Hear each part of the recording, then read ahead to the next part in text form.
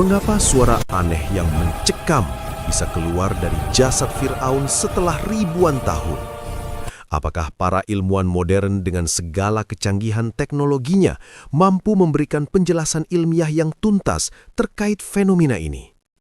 Mengapa pula muncul tanda-tanda fisik tertentu pada tubuh Fir'aun yang seolah muncul secara berkala setiap tahunnya?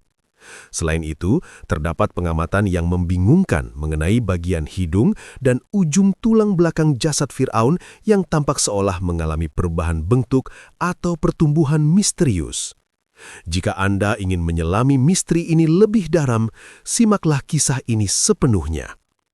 Penting untuk dipahami bahwa Fir'aun sebenarnya bukanlah sebuah nama pribadi, melainkan gelar kemuliaan bagi para penguasa Mesir kuno yang memegang otoritas absolut atas wilayah tersebut. Tarik lebih keras. Cepat!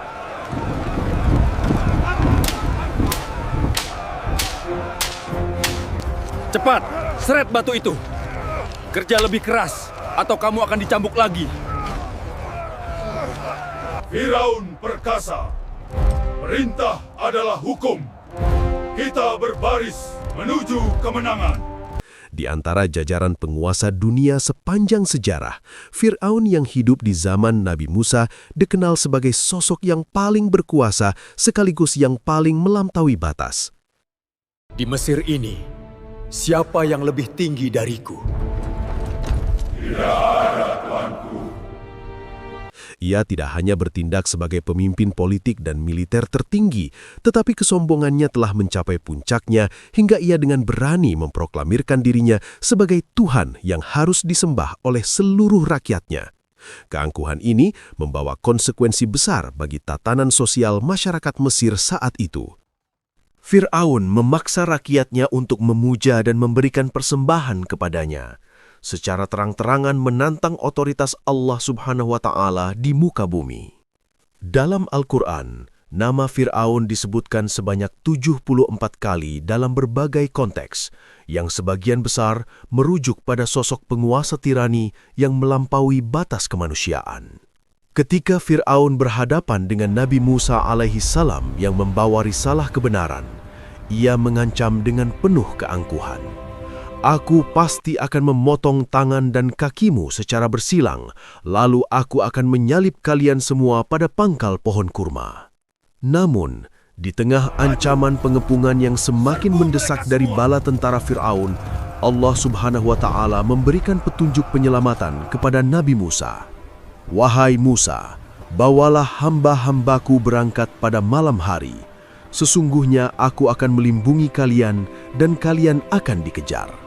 Maka Nabi Musa alaihissalam dengan penuh tawakal segera memimpin ribuan orang Bani Israel untuk meninggalkan Mesir di bawah naungan kegelapan malam, berharap bisa mencapai kebebasan sebelum fajar menyingsing. Dalam pelarian yang mencekam tersebut, mereka akhirnya sampai di tepi Laut Merah yang luas. Meskipun beberapa catatan sejarah menyebutnya dengan istilah yang berbeda, fakta teologis dan bukti arkeologi menunjukkan bahwa Fir'aun dan pasukannya tenggelam di Laut Merah, Bahrul Ahmar.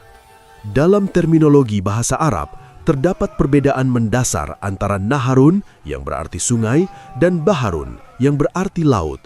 Al-Quran secara spesifik menggunakan istilah bahar untuk menggambarkan lokasi kejadian ini. Ketika Nabi Musa dan kaumnya tiba di tepi laut, keputusasaan mulai melanda saat mereka melihat debu dari kereta perang bala tentara Fir'aun yang bergerak cepat mendekat dari arah belakang. Kaum Nabi Musa yang panik mulai berseru dengan ketakutan. Di depan kita ada lautan yang tak bertepi, sementara pedang tentara Fir'aun sudah berkilauan di belakang kita. Kita pasti akan binasa. Namun, dengan iman yang kokoh, Nabi Musa menjawab, sekali-kali tidak akan tersusul. Sesungguhnya Tuhanku bersamaku. Dia akan memberi petunjuk jalan keluar bagiku. Tak lama setelah itu, wahyu Allah turun memerintahkan, wahai Musa, pukulkanlah tongkatmu ke laut. Seketika setelah kayu tongkat itu menyentuh permukaan air, sebuah mukjizat besar terjadi. Lautan itu terbelah dengan gemuruh yang dahsyat, menciptakan jalan yang kering di tengah-tengahnya. Air laut yang terbelah itu menjulang tinggi di kiri dan kanan layaknya gunung yang sangat besar, berdiri tegak menahan miliaran ton massa air. Mengingat kedalaman rata-rata Laut Merah yang mencapai 4.000 hingga 9.000 kaki, bisa kita bayangkan betapa luar biasa pemandangan dinding air raksasa yang menyelimuti perjalanan mereka. Melalui lorong laut yang ajaib tersebut, Nabi Musa dan seluruh pengikutnya melintasi dasar laut yang mendadak kering dengan langkah cepat namun penuh keajaiban. Mereka berhasil menyeberang tepat sebelum pasukan pengejar sampai di bibir pantai. Ketika Fir'aun dan ribuan tentaranya tiba di lokasi, mereka menyaksikan jalan di tengah laut yang belum pernah ada sebelumnya. Haman, penasihat utama Fir'aun, sempat menunjukkan keraguan. Sebelumnya tidak pernah ada jalan di sini. Mungkinkah ini sebuah jebakan? Namun Fir'aun dalam upaya mempertahankan citra ketuhanannya menjawab dengan pongah. Jalan ini terbuka semata-mata karena kewibawaanku agar aku bisa menangkap para pelari itu. Al-Quran mengabadikan momen di mana Allah Subhanahu wa Ta'ala memberikan kesempatan terakhir bagi mereka masuk ke dalam perangkap takdirnya. Fir'aun dan seluruh kekuatan militernya terus mengejar hingga mencapai titik tengah lautan. Saat itulah perintah Allah datang dan seketika hukum alam kembali berlaku. Air laut yang menjulang tinggi itu tumpah dengan kekuatan yang tak terbayangkan, menelan habis seluruh pasukan berkuda dan kereta perang Fir'aun. Di saat-saat terakhirnya, saat air mulai memasuki paru-parunya, Fir'aun berteriak putus asa, "Aku percaya bahwa tidak ada Tuhan melainkan Tuhan yang dipercayai oleh Bani Israel, dan aku termasuk orang-orang yang berserah diri." Namun, pintu taubat telah tertutup karena keimanan tersebut diucapkan hanya karena rasa takut akan kematian yang sudah di depan mata. Allah berfirman dengan tegas dalam Al-Quran, "Apakah baru sekarang kamu beriman? Padahal sesungguhnya kamu telah durhaka sejak dahulu, dan kamu termasuk orang-orang yang berbuat kerusakan." Allah kemudian menetapkan sebuah ketetapan yang luar biasa. Jasad Fir'aun akan diselamatkan agar tetap utuh sebagai bukti fisik dan pelajaran bagi generasi manusia yang datang ribuan tahun setelahnya. Hal ini membuktikan bahwa banyak manusia yang seringkali lalai dan tidak mengambil pelajaran dari tanda-tanda kekuasaan Allah yang nyata. Imam Qatadah menjelaskan bahwa tindakan Allah menaikkan jasad Fir'aun ke daratan bertujuan untuk menghapus keraguan Bani Israel yang awalnya sulit percaya bahwa sosok yang mereka anggap Tuhan itu benar-benar bisa mati. Keajaiban jasad yang tetap utuh ini terbukti secara ilmiah ribuan tahun kemudian. Sekitar tahun 1898, mumi yang diyakini sebagai Fir'aun di zaman Musa ditemukan oleh arkeolog di sebuah situs di Mesir. Penemuan ini memicu perdebatan besar di kalangan ilmuwan. Bagaimana mungkin sebuah tubuh yang pernah tenggelam di laut asin bisa bertahan tanpa membusuk sepenuhnya selama lebih dari 3 milenium?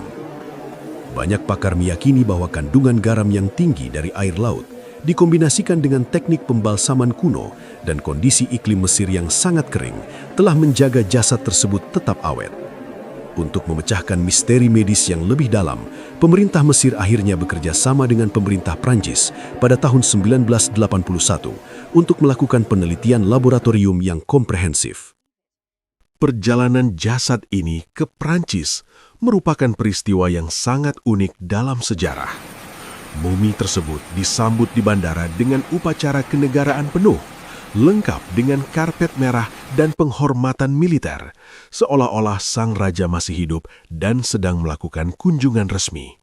Bahkan, karena aturan hukum Prancis yang ketat mengenai imigrasi, pemerintah Mesir harus menerbitkan paspor resmi untuk mumi ini dengan nama Ramses II, lengkap dengan keterangan pekerjaan sebagai raja telah meninggal. Di laboratorium Paris, tim ahli yang dipimpin oleh Dr. Maurice Bucaille melakukan pemeriksaan intensif selama berhari-hari. Menggunakan teknologi sinar X dan analisis mikroskopis, mereka menemukan bukti-bukti yang mencengangkan. Adanya kristal garam laut yang meresap hingga ke dalam pori-pori kulit dan tulang, serta bukti cedera internal yang menunjukkan bahwa kematian disebabkan oleh hantaman massa air yang sangat besar secara tiba-tiba. Ketika Dr. Maurice Bucaille diberitahu oleh rekan sejawatnya bahwa rincian mengenai keselamatan jasad Fir'aun ini telah tertulis secara eksplisit dalam Al-Quran sejak abad ke-7, ia merasa sangat terguncang secara intelektual. Ia bergumam dengan penuh keheranan. Secara medis, fakta ini baru bisa kami buktikan hari ini dengan peralatan paling mutakhir. Bagaimana mungkin seorang manusia di tengah gurun Arab 1400 tahun yang lalu bisa mengetahui detail sekecil ini? Pengalaman spiritual ini membawanya untuk mempelajari Al-Quran lebih dalam, hingga akhirnya ia mengakui kebenaran wahyu tersebut dan memeluk Islam. Jasad Fir'aun tersebut kini telah dikembalikan ke Kairo dan ditempatkan dalam kotak kaca vakum di Museum Nasional Mesir. Meskipun berada dalam lingkungan yang sangat terkontrol, beberapa fenomena ganjil terus dilaporkan oleh para penjaga dan pengunjung yang seringkali sulit dijelaskan melalui kacamata medis konvensional. Namun, selain fakta ilmiah di atas, berkembang pula berbagai cerita yang oleh sebagian kalangan dianggap sebagai mitos atau urban legend. Salah satunya adalah kabar yang beredar mengenai kejadian setiap tanggal 15 Maret, di mana sebuah batu yang diletakkan di dekat jasad tersebut secara misterius seolah-olah dimakan atau terserap oleh aura jasad Fir'aun. Cerita ini menjadi legenda populer yang sering dibicarakan, meskipun kebenarannya sulit diverifikasi secara ilmiah. Selain itu, terdapat fenomena misterius yang dilaporkan mengenai pengamatan visual pada bagian hidung dan ujung tulang belakang mumi tersebut. Beberapa orang mengklaim melihat adanya perubahan posisi atau apa yang mereka sebut sebagai pertumbuhan yang menambah kesan mistis pada jasad ini. Fenomena lain yang sering membuat bulu kudut berdiri adalah suara getaran frekuensi rendah atau bunyi desis aneh yang kadang terdengar dari ruang penyimpanan mumi tersebut. Meskipun secara teknis, hal ini bisa disebabkan oleh pergerakan udara di dalam ruang vakum atau kontraksi mikroskopis pada serat pembungkus mumi, bagi banyak orang, suara-suara ini adalah pengingat akan jeritan keputusasaan seorang penguasa zolim yang diabadikan sebagai pelajaran. Bagi setiap orang yang beriman, segala keajaiban fisik dan misteri yang menyelimuti mumi ini merupakan bukti nyata dari janji Allah untuk menjadikan Fir'aun sebagai pengingat abadi. Bahwa kekuasaan manusia, setinggi apapun itu, tidak akan pernah mampu menandingi kehendak Sang Pencipta. Segala fenomena ini menjadi saksi atas kebesaran Allah Subhanahu wa Ta'ala yang menguasai seluruh alam semesta. Maha suci Allah, Sang Penguasa segalanya. Allah Maha Besar. Allah Maha Besar.